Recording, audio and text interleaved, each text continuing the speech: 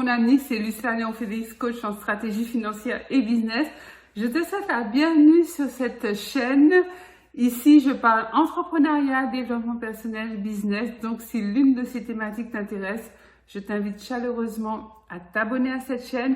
Tu peux également cliquer sur la petite cloche en bas à droite. Comme ça, tu vas activer les notifications et tu seras averti à chaque fois que je mettrai en ligne l'une de nos nombreuses vidéos hebdomadaires qui vont t'apporter du bon contenu, mindset, développement personnel, aussi stratégie et business, comme cette vidéo que je m'apprête à partager avec toi pour booster ta vie et augmenter tes revenus.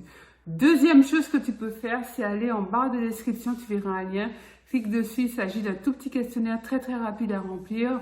Une fois que tu l'auras rempli, je t'offre une demi-heure de coaching stratégique pour mettre en place tes premiers objectifs pour augmenter tes revenus. Sans plus tarder, entrons dans le vif du sujet. Donc, nous sommes dans une période un petit peu particulière, à savoir une période de confinement. On ne sait pas vraiment combien de temps ça va durer et du coup, j'ai eu envie de faire cette vidéo et de partager avec toi des astuces, comment être confiné mais motivé. Donc peut-être que tu te sens un peu à l'étroit chez toi. Peut-être que tu étais quelqu'un qui avait l'habitude de beaucoup sortir, donc du coup tu ne peux aller nulle part et ça te pèse. Peut-être que tu as l'impression de manquer un peu de repères, que tu as l'impression que ta vie sociale et qu'on ne ressemble à rien, tu te retrouves isolé.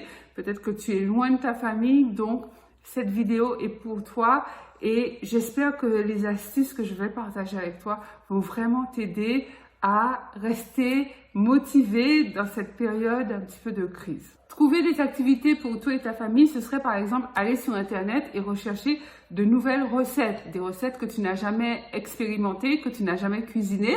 En fait, il ne faut pas que ce soit des recettes super compliquées parce que ça dépend aussi de ce que tu as dans tes placards ou dans ton réfrigérateur. Mais des activités comme ça, des activités ludiques qui vont te permettre de découvrir de nouvelles saveurs, des goûts particuliers que tu n'as pas encore pu tester. Donc, vous pouvez par exemple décider en famille quel est l'aliment central qui va faire partie de votre recette. Donc, vérifiez avant ce que vous avez dans les placards. Sinon, tu peux dire, bon, eh bien aujourd'hui, on va chercher des recettes élaborées à base de bananes. Bon, moi, c'est ce que j'ai fait parce que j'avais beaucoup de bananes. Donc, je dis, quelles sont les recettes de bananes, que ce soit version salée ou version sucrée, mais des plats qu'on n'avait pas encore expérimentés. C'est vrai que la banane a énormément de variétés différentes et toutes ne se prêtent pas à n'importe quel plat. Donc le challenge à relever, c'était d'aller chercher des plats qu'on n'avait pas encore testés, qu'on n'avait pas encore cuisinés et qui pouvaient correspondre aux bananes qu'on avait à ce moment-là. Parce qu'en plus, le challenge avec la banane, c'est que ça mûrit très vite. Donc du coup, si on veut faire un plat salé avec les bananes vertes, puisque ici en Guadeloupe, on mange la banane verte en la faisant cuire d'une manière particulière. Donc, il ne fallait pas trop attendre parce que sinon, la banane verte, elle devient la banane jaune. Donc, banane dessert du coup. Enfin, c'était marrant, cette petite phase de recherche. Et du coup, au fur et à mesure, j'améliorais les recettes. Je décidais par moi-même d'inclure tel ou tel ingrédient ou de retirer tel ou tel ingrédient. Et au goût, c'était toujours plutôt bon, j'avoue. Mais par contre, en matière de texture et de présentation, je crois que si j'étais à Top Chef, en goût, on m'aurait mis une bonne note, mais en présentation, on m'aurait mis 1. Je crois qu'ils auraient peut-être pas osé me mettre 0, mais j'aurais pas eu... Alors, c'est pas tous les plats, hein, mais c'est ça qui est sympa parce que comme on sort moins, on peut prendre son temps et rigoler et trouver de nouvelles recettes. Donc, c'était la thématique de la recette. Une autre thématique ou une autre astuce que tu peux trouver, si pour toi tout seul cette fois-ci, par exemple, tu peux décider de choisir un bon livre dans ta bibliothèque, donc un livre que tu n'as pas encore lu ou un livre que tu souhaites relire parce que ça fait tellement longtemps que tu l'as lu et tu te donnes un challenge de le lire, je sais pas moi, en 3 ou 4 jours, dépendamment de l'épaisseur du livre, bien sûr. Une autre astuce que tu peux faire pour toi toute seule ou toi tout seul, c'est de chercher une série ou un documentaire inspirant sur Netflix par exemple, ou toute autre chaîne d'ailleurs, et de regarder pour t'imprégner de cette aspiration et de cette positivité, on va dire. En termes de business, tu peux décider de cette période de confinement pour acquérir une nouvelle compétence. Pense-y et demande-toi quelle est la compétence que tu rêves d'avoir sans jamais oser passer à l'action. Peut-être que tu veux apprendre à parler une nouvelle langue, à maîtriser une langue étrangère.